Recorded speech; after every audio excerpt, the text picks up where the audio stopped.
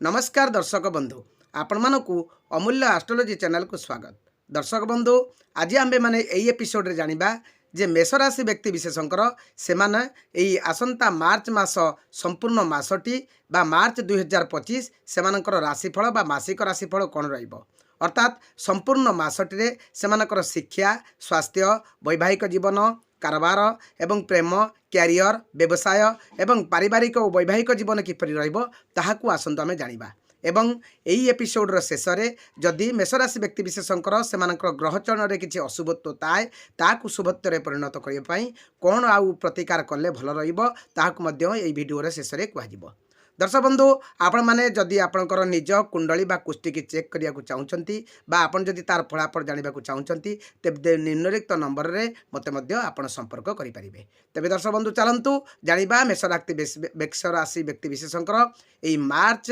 मास 2025 संपूर्ण मासटे से फलाफल कौन रहिबो।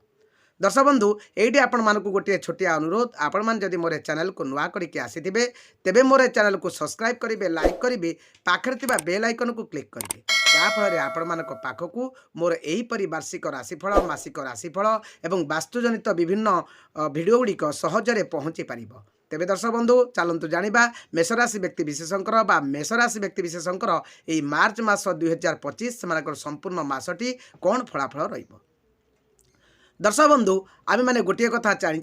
जे आमे माने जेतेबेले सत् पथरे चली थाउ आमे जेतेबेले धर्म पथरे चली थाउ सत्कर्म करिथाउ एवं अन्य लोक मानकर साहाय्य करुथाउ बा सेमानकु साहाय्य आमे करिथाउ गरीब दुखी दरिद्रों को आमे साहाय्य करिथाउ सेमानकु सहयोगर हाथ बढ़ाई थाउ पशु पक्षी प्रेम रे आमे पड़िथांतु एवं पशु पक्षी मानकु आमे माने खाइबा को दियंती सेतेबेले जानतु आपणकर जदि कोनोसी ग्रहरिष्ट खराब थिबो ता निश्चित भाबरे भलरे परिणत होइजिवो। तेणु सदा सर्वदा समस्तଙ୍କୁ साहाय्यर मनोवृत्त रखंतु समस्तଙ୍କ सहित भल संपर्क रखंतु एवं समस्त को आपणाइबा को चेष्टा करंतु भल कर्म करंतु देखिबे आपनकर सदा सर्वदा प्रभु आपनकु सहाय हेबे। दर्शक बंधु प्रथम आगे चलतु जे मेषराशि व्यक्ति विशेषकर यही संपूर्ण मासटे से ग्रह चलन किपरि रहिबो। प्रथम आम जाना जे मंगल मेषराशि व्यक्ति विशेषकर राश्याधिपति होती राशि अधिपति होती मंगल। तेज मंगल केउठी अछंती ना मंगल तांकर तृतीय स्थान रही अर्थात मिथुन घरे रही मास सारा से तृतीय स्थान में रहिबे। तापर देखिबा आपणकर षष्ठ स्थान में किए अछंती ना केतु अछंती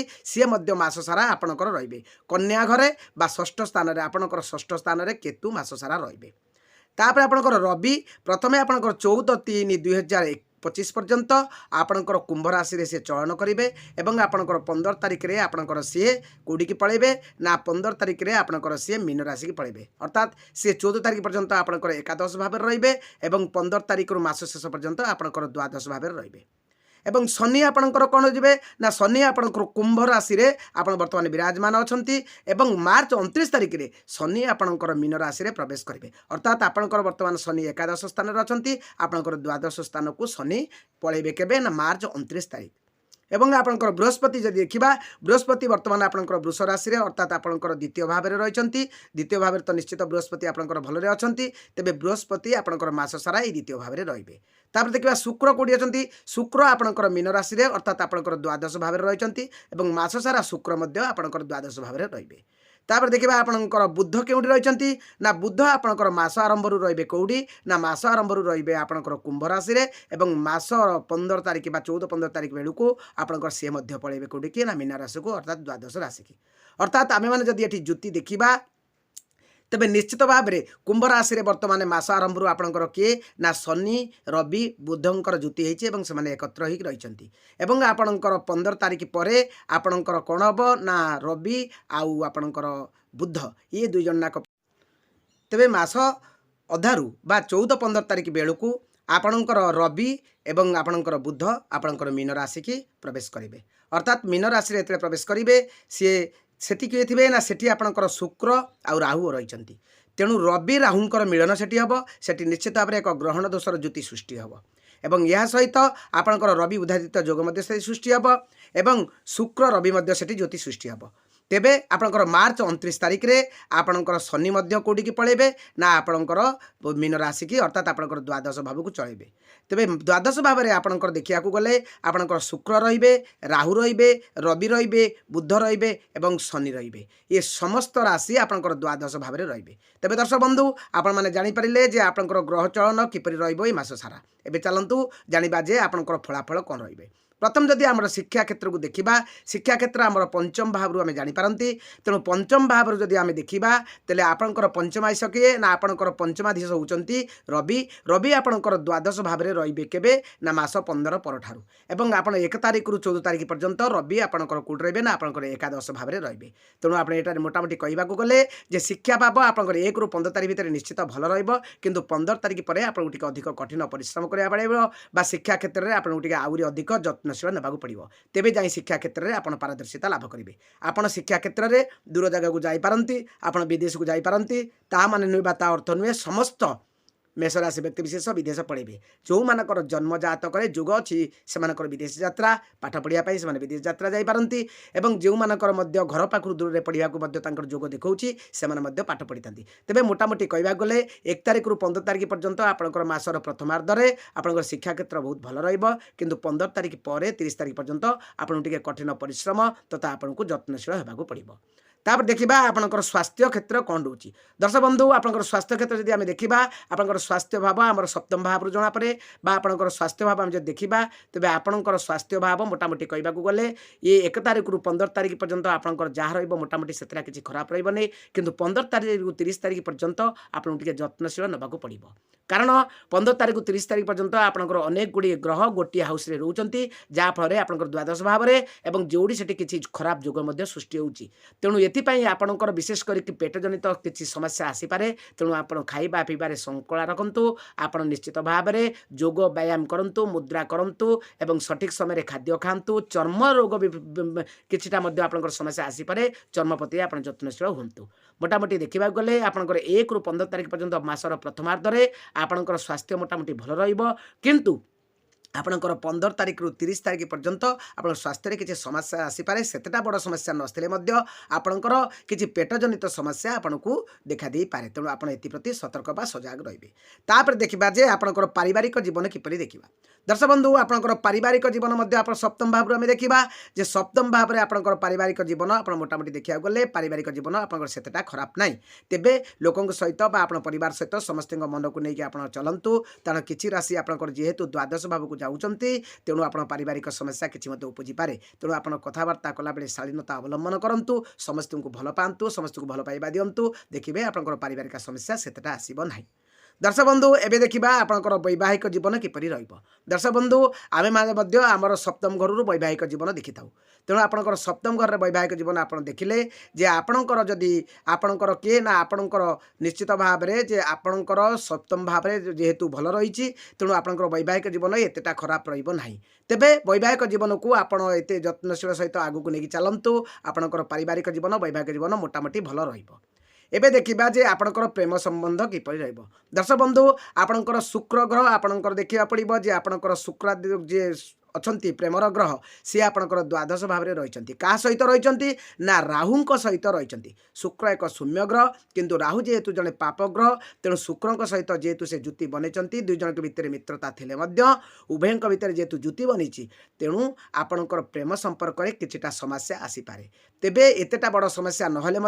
आपण समस्ते सब बेले आपणर प्रेम संपर्क को आप जगिकी चलतु आपणकर यहीपरि भाव सृष्टि हो पारे आपण मनइबा सब चेष्टा करेंगे सी सब रागी जावाक अभिमान करने को चेष्टा करेंगे तेणु आपण निजर कथबार्ता शालीनता सहित करूँ एवं एपरी आप खराब कम किसी करतु नहीं जहाद्वारा आपंकर प्रेम संपर्क सबुदिन नष्ट हो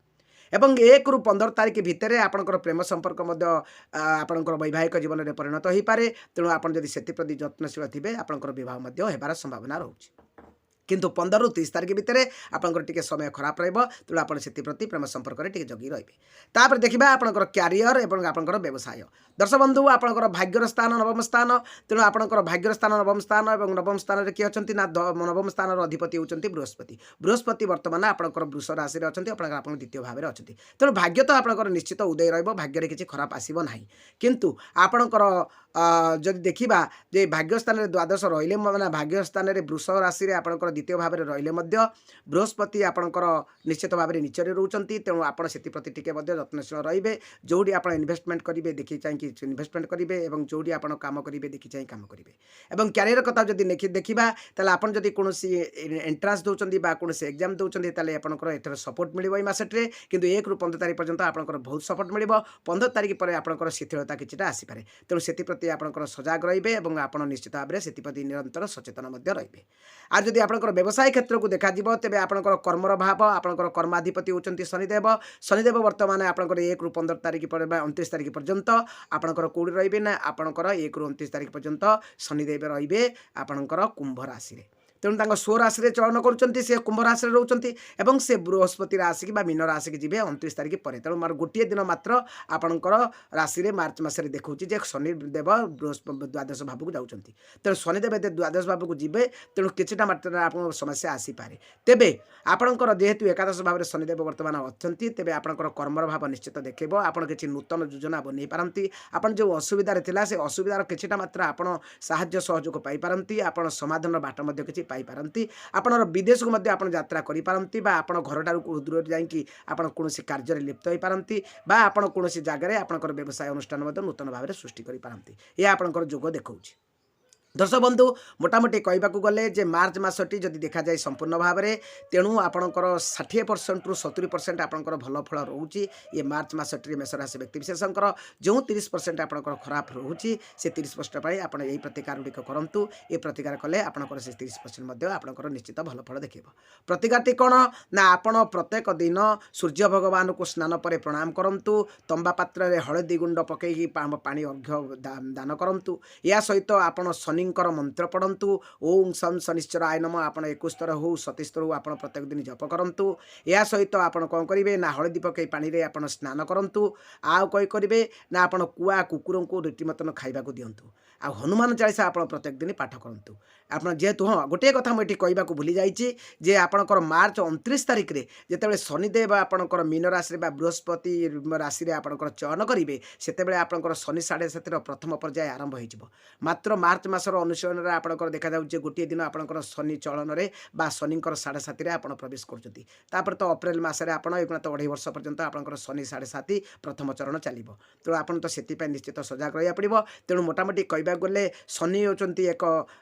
न्यायर देवता एवं शनि जिते आपंकर राशि 7.5 चलिए आपंकर राशि संपूर्ण भाव दृष्टि देवे तेरे आपड़ से संपूर्ण भाव में आपड़ कौन करेंगे ना आप न्याय चलिए सत्पथर चलिए लोक मानक साहाय्य करेंगे पशुपक्षी मानक आप खाइबा देवे एगुड़िक भल कर्म कले आपंकर समय आगू निश्चित भल रहा। दर्शक बंधु यह आपंकर मेष राशि व्यक्तिविशेषकर मार्च मास 2025 संपूर्ण मासिक राशिफल। एबे आपण मानक गोटे छोटिया कथा आपण मैंने जदि निज जातक टी चेक करने को चाहूँगी जातकटीर संपूर्ण फलाफल जानवा चाहूँगी ताले मत जोगाजोग करेंगे। तेरे दर्शक बंधु रोचे आपंकर दिन मंगलमय शुभमय हो मार्च मास 2025 संपूर्ण मासटी आपंकर शुभ हो। जय जगन्नाथ नमस्कार।